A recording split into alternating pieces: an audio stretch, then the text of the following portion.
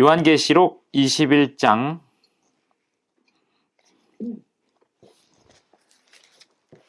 27절부터 보겠습니다.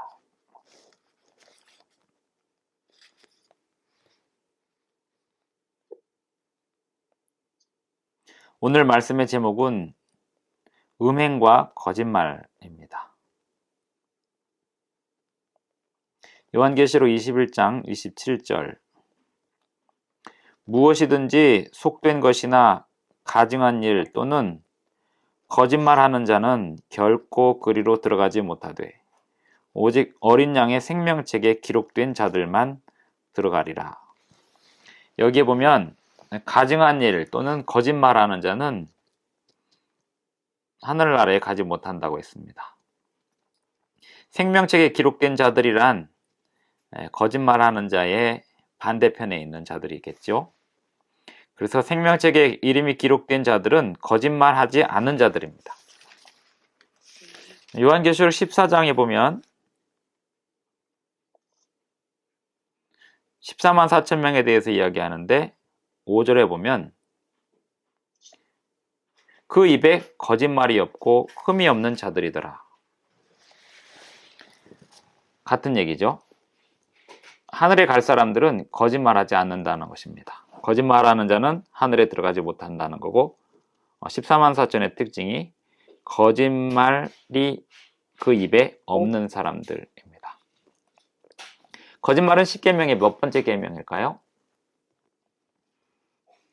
5번째 계명이 부모를 공경하라고, 6번째 계명이 살인하지 말라고, 7번째 계명이 간음하지 말라고, 8번째 계명이 도둑질하지 말라고, 9번째 계명이 거짓 증거하지 말라, 거짓말하지 말라 이고 10번째 계명이 탐내지 말라이죠.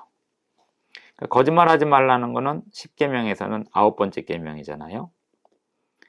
10계명에 거짓말하는 계명, 거짓말하지 말라는 것은 안식일을 지키라는 말씀과 똑같이 중요한 말씀입니다. 10계명은 그 어느 것 하나도 어기면 안 되는 거예요.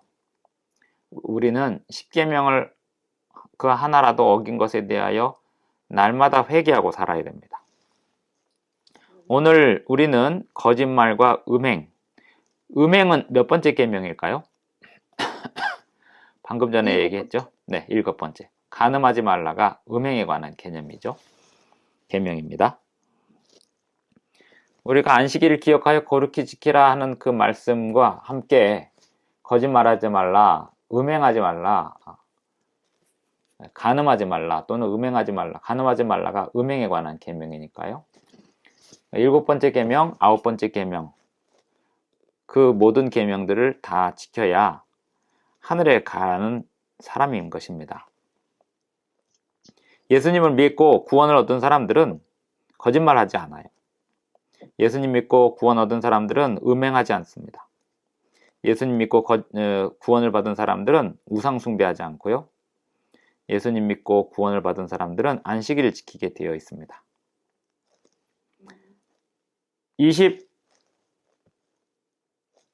21장 8절도 보겠습니다. 요한계시록 21장 8절 그러나 두려워하는 자들과 믿지 아니하는 자들이 예수께서 우리를 위하여 십자가에 죽으시고 하늘에서 중보하고 계시는 분이심을 믿지 않는 사람들은 두렵죠. 자기가 살아온 그 삶에 대하여 회개와 자복이 없기 때문에 두렵습니다.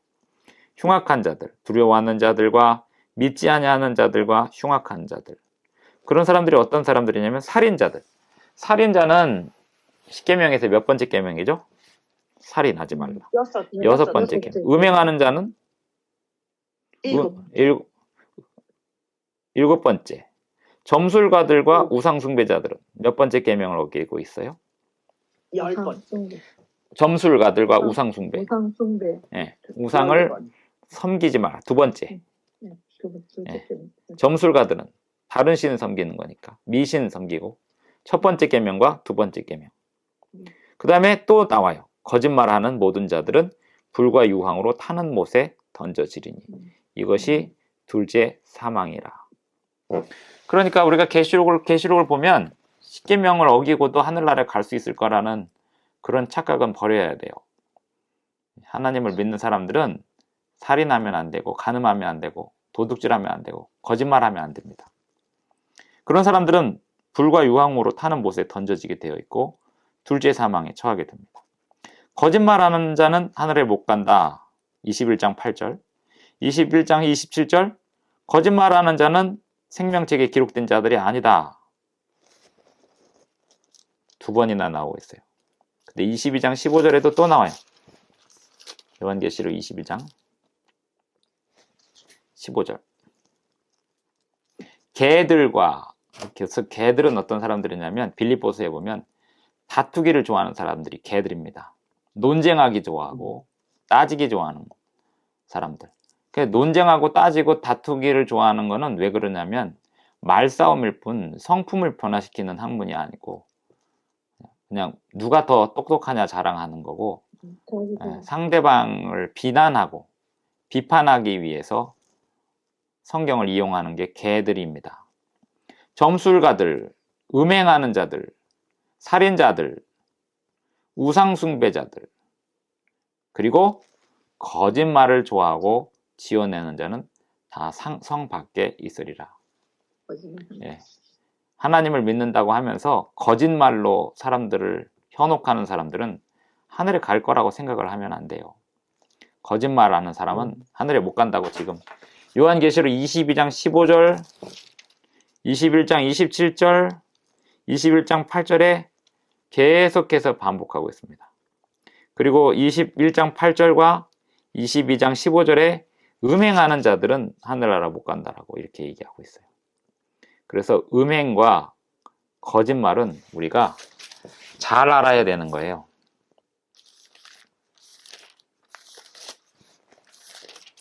요한계시록을 쓴 요한이 또 무슨 책을 썼을까요? 요한 1, 2, 3. 네, 요한 1, 2, 3서도 썼고 또 뭐도 썼을까요? 요한복음도 썼겠죠. 예.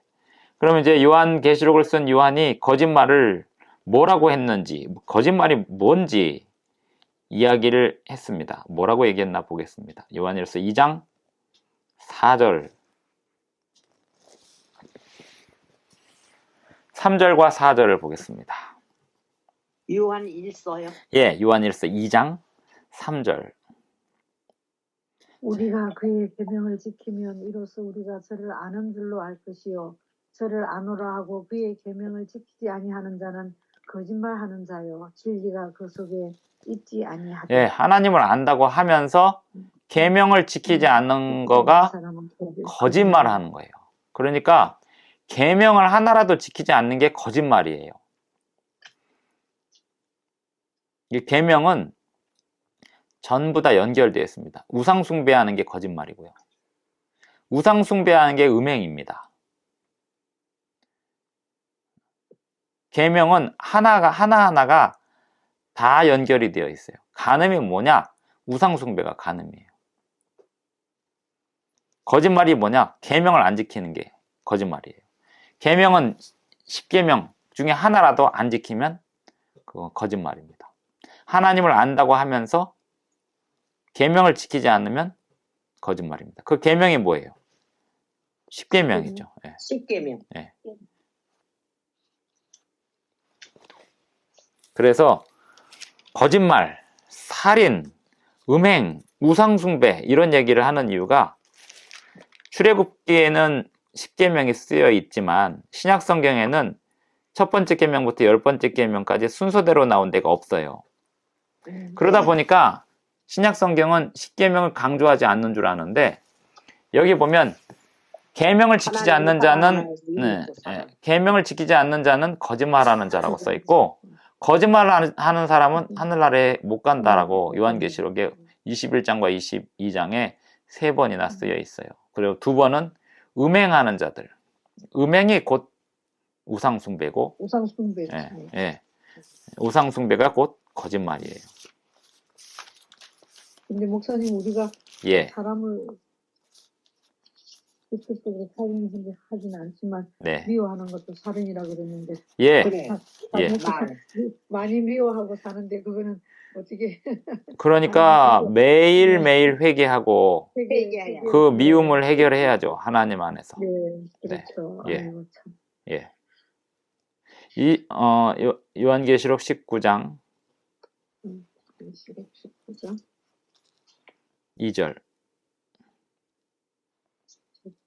19장 네. 몇 절이요? 2절입니다. 2절? 네.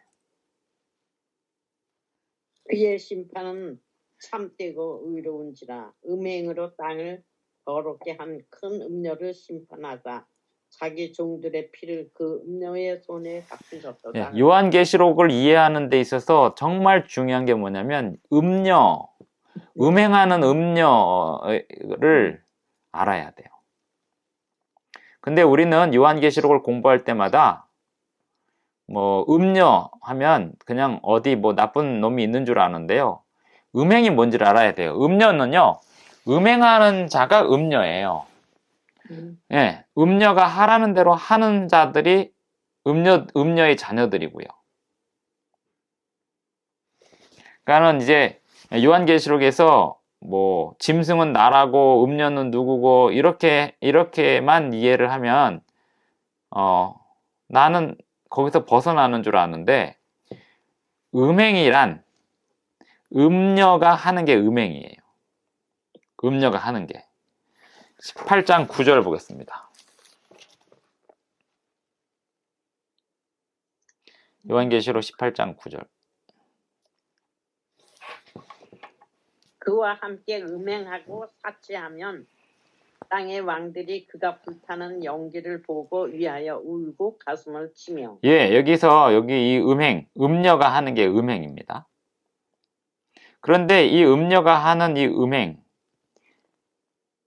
요한계시록에서 음행이 이렇게 자주 나온다는 걸 알아야 되고요. 18장 3절도 보겠습니다. 그 음행의 진주의 포도주로 말미암아 만국이 무너졌습니다. 예. 이 음녀가 하는 음행 때문에 만국이 무너졌대요. 예. 어떻게 무너졌을까요? 2절 보면 힘찬 음성으로 외쳐 이르되 무너져도다 무너져도다 큰 성 바벨론이요 귀신의 초소와 각종 더러운 영이 모이는 곳과 각종 더럽고 가증한 새들이 모이는 곳이 되었도다. 귀신의 처소, 이게 이제 우상 숭배, 영혼, 죽은 영혼이 따로 존재한다는 믿음을 가르치는 게 음행이에요. 그뿐만이 아닙니다. 큰 성 바벨론, 이 바벨론이 하는 일은 계명을 지키지 않아도 된다고 가르치고 자기가 계명을 따로 만들어서 강요하는 게 바벨론인데 그 바벨론이 하라는 대로 하는 게 음행이에요. 네. 그래서 음행, 나는 평생 바람핀 적도 없고 이성이랑 자본 적도 없으니 나는 순결하다고 생각하지만 요한계시록에서 말하는 그 음행은 바벨론이 시키는 대로 하나님의 계명을 지키지 않고 살았거나 또 바벨론이 강요하는 대로 바벨론의 법이 무서워서 그걸 따르느라고 계명을 지키지 아니하면 음행입니다. 그 계명은 무슨 계명이든지 우상을 숭배하지 말라는 계명이든지 안식일을 지키라는 계명이든지 어떤 계명이든지 그 계명을 어기는 게 음행이라고요. 17장 4절, 2절도 보겠습니다. 17장 1절부터 제가 읽어볼게요. 또 7 대접을 가진 7 천사 중 하나가 와서 내게 말하여 이르되 이리로 오라. 많은 물 위에 앉은 큰 누가. 예, 지금 요한계시록에서 음행이 얼마나 많이 나와요. 이게 얼마나 중요한 거면, 예. 우리는 청량리 사창가에 있는 몸 파는 여자들만 음료인 줄 아는데요.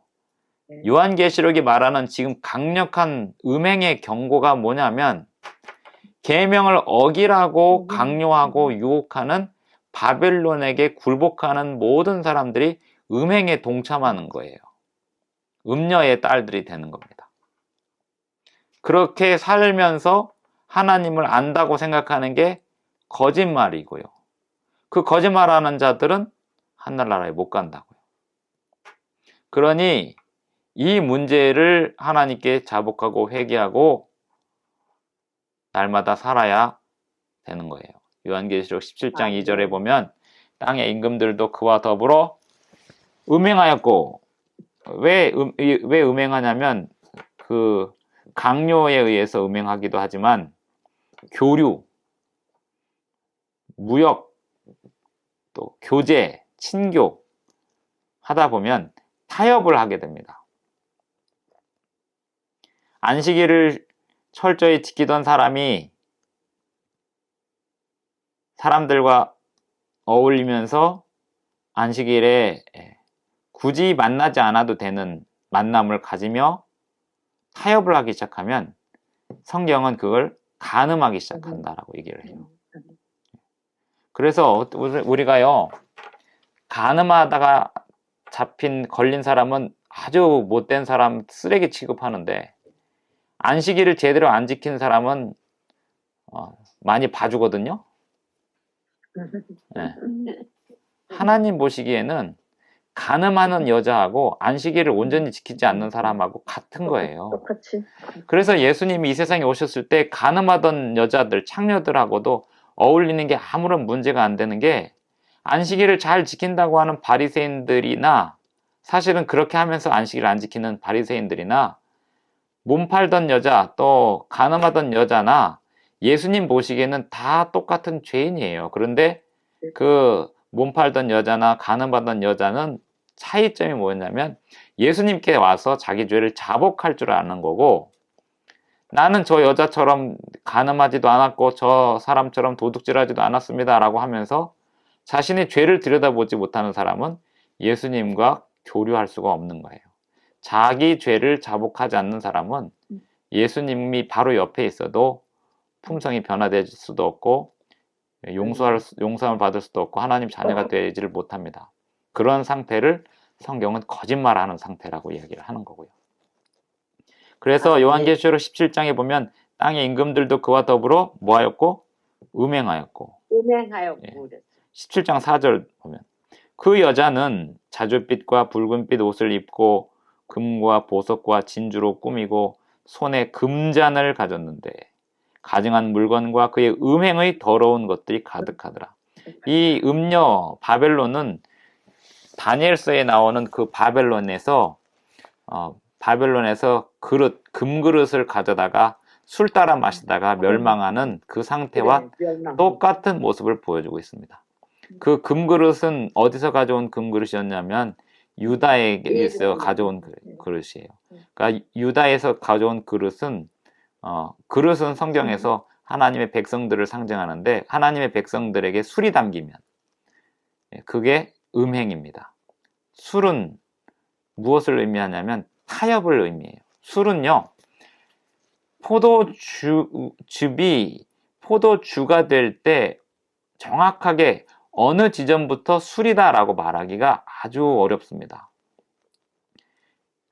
네, 발효 과정이 완벽한 즙이 아니면 이제 술이 되는 과정에서 어디서부터 술이라고 이야기하기가 어렵어요. 죄와 음행과 술은 같아요. 경계선을 딱 그을 수가 없습니다.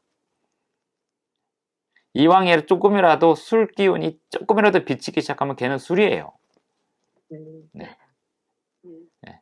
음행, 조금이라도 음욕이라는 마음이 생기면 그건 간음이에요. 네. 조금이라도 거짓말을 약간이라도 하면 그건 거짓말이에요. 거짓말 약간 좀 보태서 그게 거짓말이라니까요. 약간 음란한 생각했는데 음란이라고요. 음행이라고요. 아주 조금 안식일을 어겼는데 간음이라고요. 음행이라고요. 거짓말이라고요. 회개하지 않으면 심각한 죄라는 겁니다.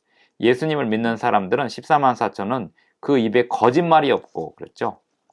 네. 그거는 하나님의 계명을 지킨다는 뜻입니다. 14장 8절.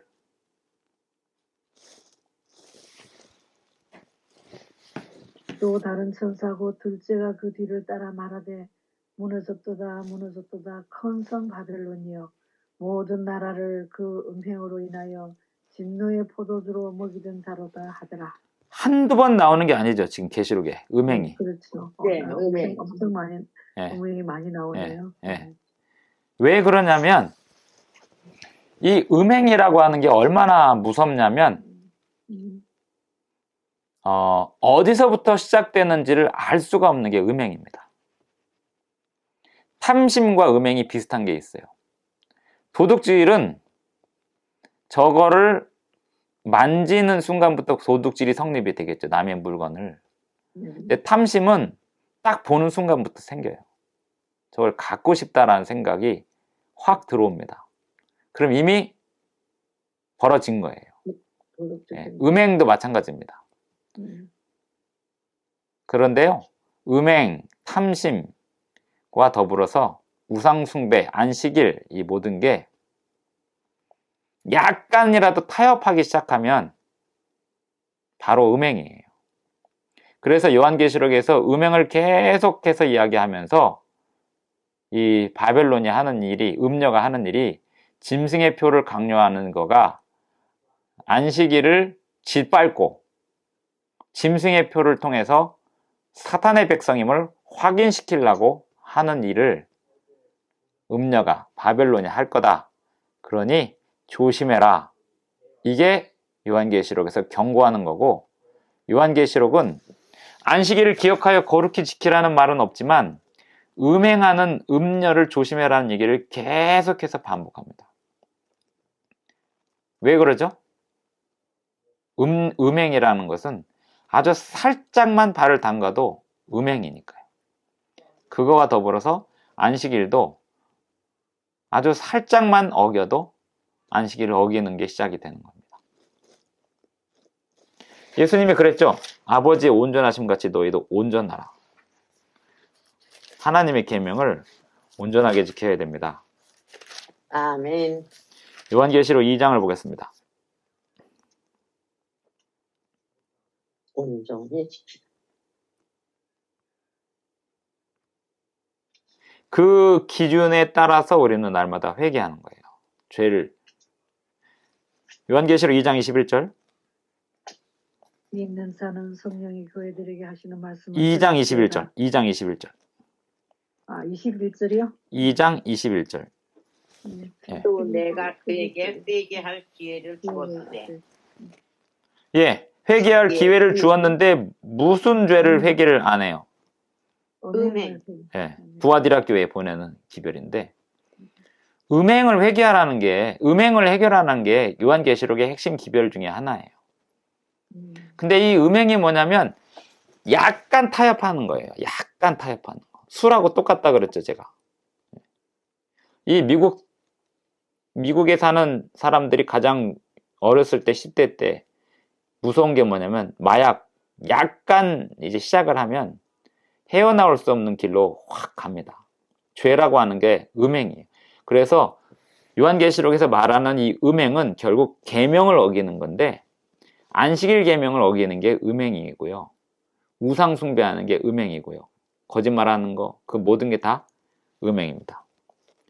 의 음행을 이야기하는 게 2장 20절에 보면, 그러나 내게 책망할 일이 있노라. 자칭 선지자라 하는 여자 이세벨을 내가 용납하면. 이 이세벨이 누구냐면 아합의 부인이잖아요. 아멘. 그렇죠. 네. 아합의 부인인데, 아합이라는 사람이 어떤 사람이냐면 굉장히 우유부단해서 부인이 뭐라고 하면 부인 말을 잘 듣고, 선지자가 뭐라고 하면 선지자 말을 잘 듣고, 자기 옆에 누가 있느냐에 따라서 우상숭배도 했다가 회개도 했다가, 엘리야한테 혼나고 나면 회개하고, 이세벨한테 말 들으면 또 다시. 그래서 성경에서 말하는 음행하는 자들은 특징이 뭐냐면 자기 옆에 있는 사람들한테 영향받는 사람들이에요. 그런 사람을 음행하는 사람들이라고 이야기해요. 하나님을 전혀 안 믿는 사람들 주변에 가면 역시 안 믿어요. 그러니까요, 교회 갔더니 세상 도둑놈밖에 없더라 그러면서 같이 도둑질하는 거는 결코 핑계가 될 수 없습니다. 내 주변에 다 음행하는 사람밖에 없고 안식일 교회 가도 안식일 날 오후에 다 가게 가서 물건 사고 다 그러던데요. 목사님들 안식일 안 지키던데요. 저는 그런 얘기하면 그래서 어쨌다는 건데요. 음행이라고 하는 것은 주변 사람에게 영향을 받거나 핑계를 대는 게 음행이에요. 그런데 왜 음행이라고 이야기를 하냐면 우리는 간음한 여자, 음란한 여자는 아주 나쁜 죄를 지은 줄 아는데 안식일을 살짝씩 어기는 사람은 그렇게 음행이라고 생각을 안 한다는 거죠. 조금씩 마음속에 재산에 대한 재물에 대한 탐심을 내려놓지 못하고 마음을 비우지 못하고 또 습관에 대하여 타협하고 성경과 예언의 신이 말하는 우리 몸이 성전이라고 했는데 그 개혁하라고 하는 그 율법과 권고사항들에 대하여 개혁하지 않으면서 말씀을 통해서 설교를 통해서 들으면 그래야지 라고 해놓고 우리 교회 목사님도 다 하던데 이러면서 핑계를 대는 거 음행이라고요. 음행은요 한마디로 옆에 있는 사람한테 영향받는 겁니다. 예수님이 이 세상에 오셨을 때 뭘 보여주셨냐면 나사렛에서 살면서 그 나사렛의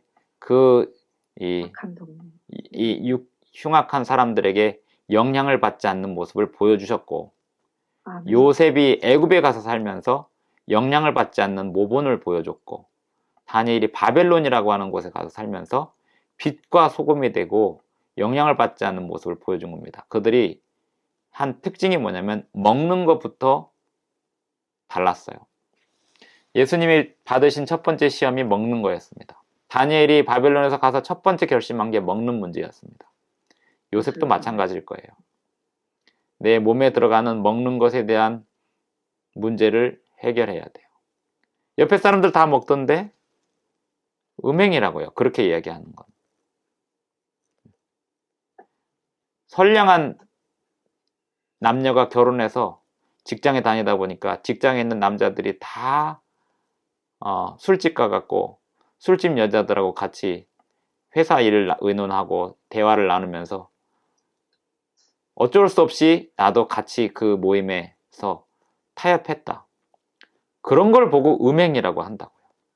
안식일을 다 교회 교인들이 전부 다 안식일을 어기는데 내가 지키고 있으면 분위기가 이상해지고 삭막해질까봐 같이 어기면 그런 걸 보고 음행이라고 한다고요. 그래서 이세벨이 등장하는 이유는 아합의 시대에 이스라엘 백성들이 우상숭배를 하게 된 거가 아합 때문이 아니고 이세벨 때문이었죠. 아합이 이세벨이 시키는 대로 했던 거고 이세벨이 시키는 대로 하다가 엘리야가 나타나면 다시 또 회개하고 그런데 이스라엘 백성들은 이세벨이 무서우니까 거기에 굴복해서 우상숭배에 빠진 거죠. 그게 음행이라고요. 그래서 21절에 보면 또 내가 그에게 회개할 기회를 주었으되 자기의 음행을 회개하고자 하지 아니하노다. 그 음행이 뭐냐면 이세벨을 용납했다는 거예요. 이세벨을 용납했다는 건 뭐냐면 이세벨이 강요하는 그거에 굴복했다는 거예요. 예. 이 분위기에 내가 압도되어서 어쩔 수 없이 따랐다는 거예요. 우리는 이 세상에 살면서 끊임없이 지조, 절개, 이 문제와 씨름하며 살아야 돼요. 하나님을 믿는 사람이라는 것은 하나님을 믿는 사람들 틈에 있거나 안 믿는 사람들 틈에 있거나 지조와 절개, 순결, 이 어린 양이 어디로 인도하는지 따라가는 자며 이게 순결한 여자들이잖아요. 요한계시록에서 음녀와 음행, 순결한 여인 이 얘기가 계속 반복되는 거가 그게 이 바람피고 음행하는 것만큼이나 계명을 어기는 게 심각한 죄라는 것을 요한계시록이 가르쳐 주는 거예요. 그러니까 구약 성경만큼이나 요한계시록도 율법을 제대로 지키지 않으면 하늘나라 못 간다고 지금 엄청나게 강조를 하는 책인데 일반 개신교에서 요한계시록을 안 가르치잖아요. 네. 어려운 책이라고. 근데 이게 어려운 책이 아니잖아요. 지금 제가 드리는 얘기가 뭐가 어려워요? 음행은 네. 십계명을 어기는 거다. 지금까지 제가 어려운 얘기 한 거 있어요? 미국 얘기를 했어요. 로마 카톨릭 얘기를 했어요. 미국 얘기, 로마 카톨릭 얘기를 뭐하러 해요? 안 해도 네. 안식일 지키지 않아도 된다라고 하는 그 모든 가르침은 다 음행이라고요. 네. 그리고 그것만 알아도 사실 짐승의 표현을 받을 수가 없어요. 안식일을 철저히 지키는데 어떻게 짐승의 표를 받겠어요? 안식일만 철저히 지켜도 로마 카톨릭이 뭔지도 일요일 휴업령이 뭔지 몰라도 안식일만 잘 지켜도 짐승의 표 받을 일이 없다고요. 아멘. 네. 우리는 안식일에 병원 가지 않게 해달라고 기도해야 됩니다. 안식일에 가게 가지 않게 해달라고 기도해야 됩니다. 그래요, 진짜. 안식일에 병원에 있을 일은 태어나고 죽는 일 뿐이어야 돼요. 태어나는 건 병원에서 태어나잖아요. 사람이 태어나는 거는 주로 병원에서 태어나잖아요. 그러니까 그때 병원에 있는 거는 당연한 거고, 죽을 때 주로 대부분 병원에서 죽잖아요. 한국에서는 집에서 죽으면 아주 골치 아픈 일이 벌어져요. 경찰 수사를 다 받아야 돼요. 네. 맞아. 집에서 돌아가시면은 시신 부검돼야 돼요. 어떤 때는 의심을 받아요. 네. 왜 집에서 돌아가시겠냐 이거예요. 병원에 안 오고. 그래서 금방 이 사인이 안 나와요. 아주 복잡해요. 네. 그런 일 실제로 제가 겪었어요. 3년 전에. 예. 그래서 죽는 일은 병원에서 죽게 되고, 태어나는 것도 병원에서 죽게 하고, 수술 받을 일도 안식일에 수술 받을 일이 생기지 않도록, 겨울에나 안식일에 도망갈 일이 생기지 않도록 기도하라고 했으면은, 수술 날짜가 토요일에 잡히면 나 안 받겠다고, 그날은. 이렇게 할 수 있을 만큼 기도해야 된다고요, 그 일을. 아멘. 예. 아멘. 예. 겨울에나 안식일에 도망갈 일이 생기지 않도록 기도하라는 얘기는 안식일에 수술 받을 일 없게 해달라고 기도해야 된다고요, 평생. 아멘. 그런데 안식일날 교통사고 나갖고 병원 가야 되면 가야죠. 위급한 상황이 되면 가야 되는데, 네. 예. 그런 일이 생기지 않도록 평소에 기도를 했는데도 불구하고 그런 일이 생겼으면 그건 하나님의 뜻이에요. 그런데 그런 일이 생기지 않도록 평소에 기도하지 않았으면 그건 안식일을 어기는 거예요. 제 말들 이해되시죠? 안식일에 안식일에 사고가 나서 안식일에 교회 가다가 교통사고 나서 병원에 가는 거, 그것 자체가 어긴다는 뜻이 아니라, 그걸 평소에 기도를 했던 사람이면 그걸 통해서 하나님이 또 다른 역사를 이루시려고 허락을 하시는 거고, 그걸 위해서 평소에 기도하지 않던 사람이 안식일을 사고 나는 건 안식일을 어기는 거라고요. 중요한 거는 안식일을 위해서 기도했냐 이거예요. 어떤 병원 보험 낼 때마다 그냥 기도하지 않고 보험금 내는 것도 죄예요. 제가 봤을 때는. 보험금을 낼 때마다 뭐라고 기도해야 되냐면, 하나님 제가 안식일에 병원 갈 일이 없게 해주십시오라고 기도하면서 보험금을 내야 되는 거죠. 아멘. 네. 근데 다 자동이체를 해가지고 이체 해놔줬는데. 네, 그냥 그렇게 그냥 가져 나가는데. 네, 짜고 나가는 거에 네. 그렇게 목사님 말씀하시는 것처럼 신경을 못 쓰고 살죠. 네. 현 세대가. 네. 그런데 예수님이 분명히 뭐라고 했냐면, 너희가 도망하는 일이 네. 겨울에나 안식일에 되지 않도록 기도하라 라고 했어요. 네. 그러니까 그렇게 기도했는데 겨울에 도망갈 일이 생겼으면 하나님이 또 다른 피할 길을 내주실 거지만, 네. 겨울을 위해서 준비하지 않은 사람은 분명히 죄를 지은 거예요. 안식일을 위해서 기도하지 않은 사람은 죄를 지은 거예요. 노후 대책을 위해서 적금을 들이면서 기도를 안 한 사람은 결국 돈을 의지한 거지 하나님을 의지한 게 아니에요.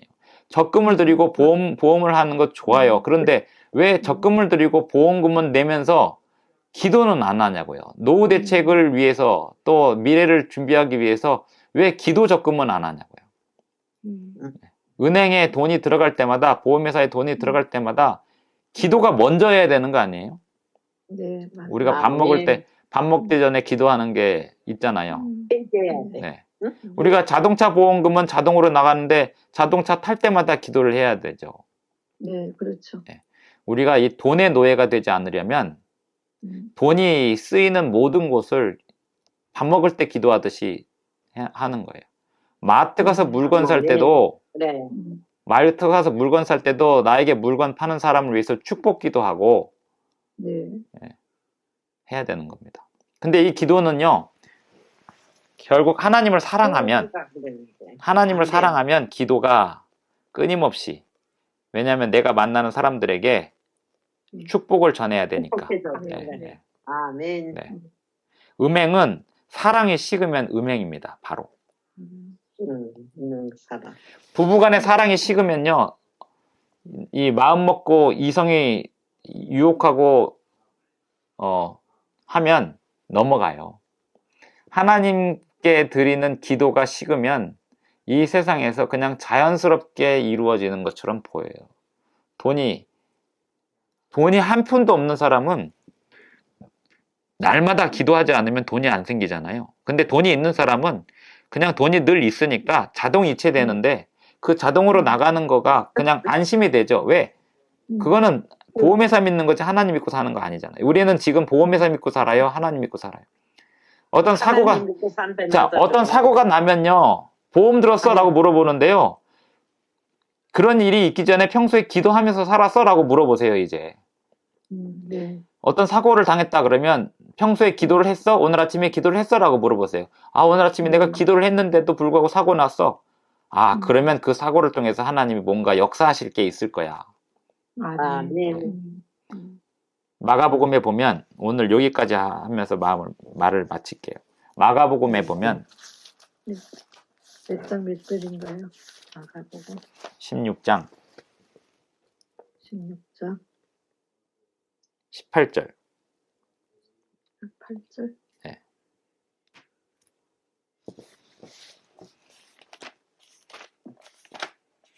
뱀을 집어 올리며 네. 무슨 독을 마실지라도 네. 해를 받지 아니하며 예. 병든 사람의 손을 예. 얹은즉 예. 나으리라 예. 하시더라. 자, 그러면 뱀을 집어 올려도 죽지 않는다고 했으니까 뱀에 물리지 않기를 기도를 안 해도 되는 걸까요? 물리자. 네. 기도를 해야지. 네. 뱀이 있는 숲에 가갖고 이제 우리나라 벌초할 때 뱀에 많이 물리거든요. 네. 벌초할 때 풀 벨 때 기도를 많이 하고 풀 베야 되겠죠? 뱀 물리지 않게 해달라고. 뱀이나 벌에 물리지 않게 해달라고 기도를 많이 하고 잘 살피며 해야 되겠죠?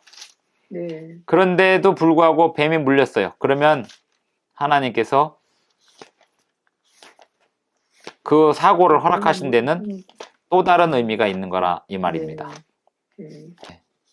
그러니까 다른 사람의 사정은 우리가 알 수가 없고 우리가 할 수 있는 일은, 내가 할 수 있는 일은 기도밖에 없습니다. 네, 진짜 기도밖에 네. 없어요. 사도행전 28장을 보면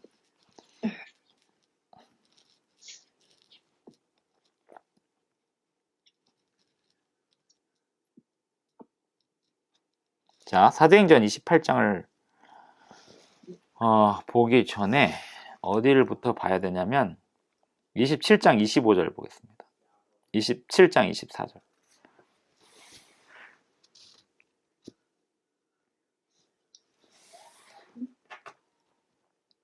23절부터 볼게요.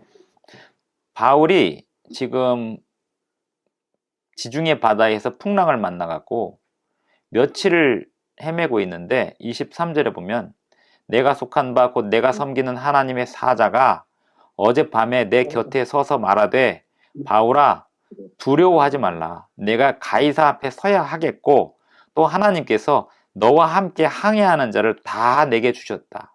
바울이 그 배 안에서 함께 있는 모든 사람들을 위해서 축복하면서 그 배 안에 살고 있었어요. 배를 타고 가고 있었어요. 그러니까 그 기도에 대한 응답으로 걱정하지 마라. 너만 사는 게 아니고 이 배에 탄 모든 사람들 276명 27장 37절.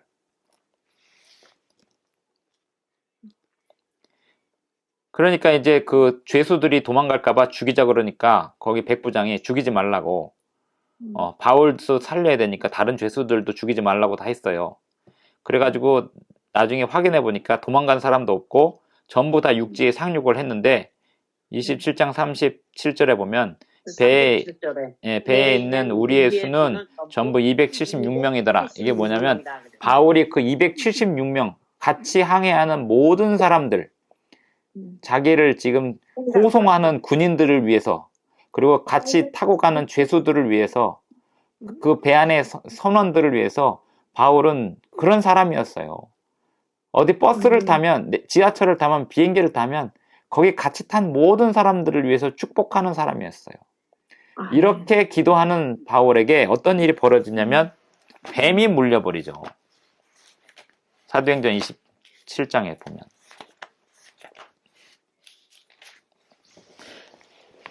27장 28장이겠죠. 28장 2절. 비가 오고 날이 참에 원주민들이 우리에게 특별한 동정을 하여 불을 피워 우리를 다 영접하더라.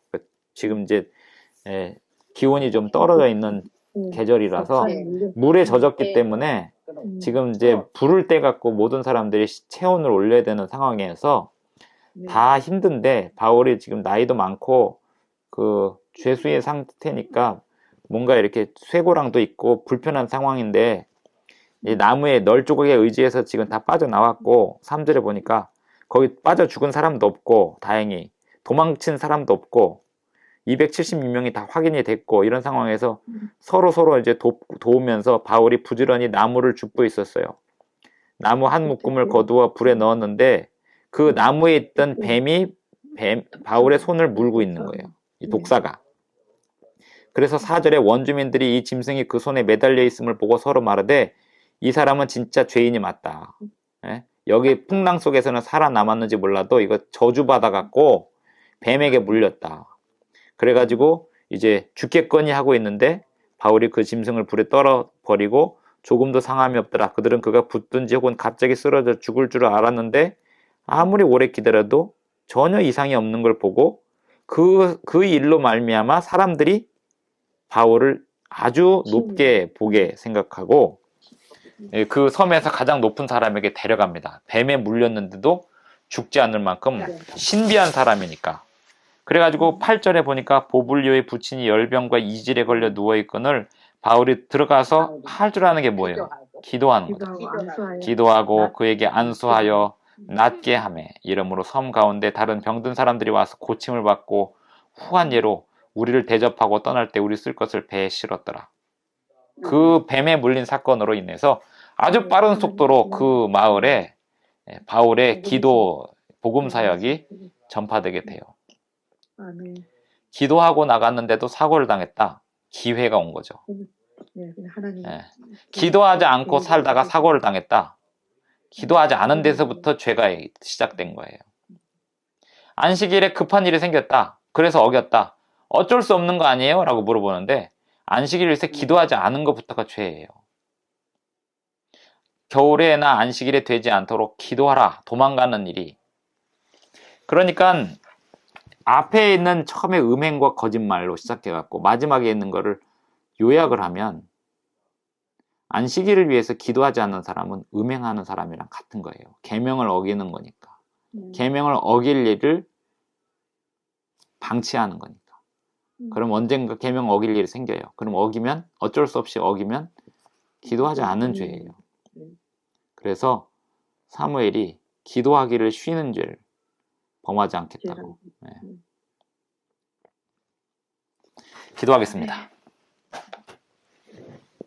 감사합니다. 하늘에 계신 우리 아버지, 아멘. 이 세상에서 음행에 빠져들지 않게 해주시고 아멘. 주님의 율법을 온전히 순종하는 백성들로 살게 해주세요.